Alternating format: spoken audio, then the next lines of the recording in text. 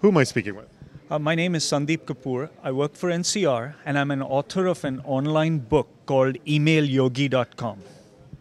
You gave some awesome advice on not just email marketing, but how to integrate all your sort of communications with your customers or just people who are following you through all types of media, mobile and social media. I want to just pinpoint some of the most creative and unique ways that you can engage and sort of bring people more into a fold. So give me a few tips. Okay. So some things that you have to do is you need to remember that you need to carry on a dialogue. You need to tell a story to a consumer. And the best way to tell the consumer a story is to go back and forth, which means I need to listen to what the customer is saying and I need to work on that idea to extend the conversation further. Many companies, what we tend to do is we tend to put out one-way communiques to our customers and not look at the responses.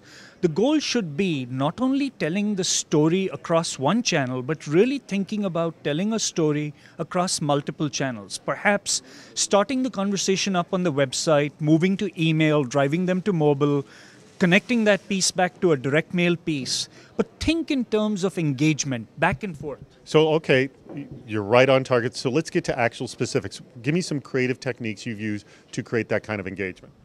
So one of the things we all think is that, okay, we got to grow our list. We got to be really big as far as the number of names are concerned. And a mistake a lot of companies make on social media is they put up what I call the chiclet effect, which means they put these little buttons that say, hey, follow us on Twitter or become a friend or on Facebook.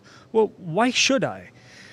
So then, people resort to point two, which is not as effective too, is they just say, okay, come in and you have a chance to win a big prize. Well, better than that is why not engage them with something intriguing about your brand? Ask them questions like, if you're a backyard birding company, why do cardinals kiss? If you're a financial institution, ask them questions like, how much would a family of 4 spend on drinks if they were to eat out at a restaurant every week of the year? And then use that information to step-by-step build things up. If a retailer could say, what are the 9 ways to tie a tie? And really, there aren't 9 ways to tie a tie, but at least you've got a conversation or dialogue going. By the way, cardinals don't kiss. They actually pass food back and forth. So the next. By the way, that's what my wife and I do too. So, no, you're absolutely right. It's creating that intrigue and the consumer wanting to know the answer. And then, yes, they'll become a fan or they will follow you.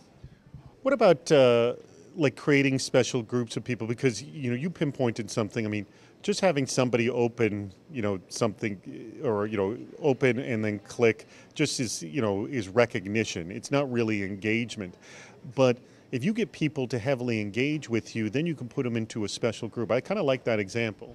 Okay, so what I do, David, is I call them my first responders club. And really, if you think about it, is that if I'm doing digital marketing, I'm alone in a room far away from all my consumers, and I really don't have the pulse on what's going on. So what I try to do is I ask intriguing questions, I try to engage with a few of my customers, and when they become my customers, I start reaching out to them and I tell them, look, how am I doing? Are my campaigns worth it? What's going on? And I call my people my first responders club. So I do 2 things. One is I send an email out to my employees where I make one mistake in it. The first email person, the employee, to find the mistake, I reward them with some kind of incentive.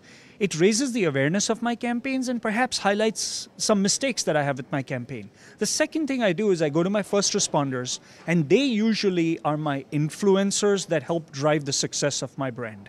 Isn't though, I kind of like the example where you say you purposely put in one mistake, but they usually find far more than one.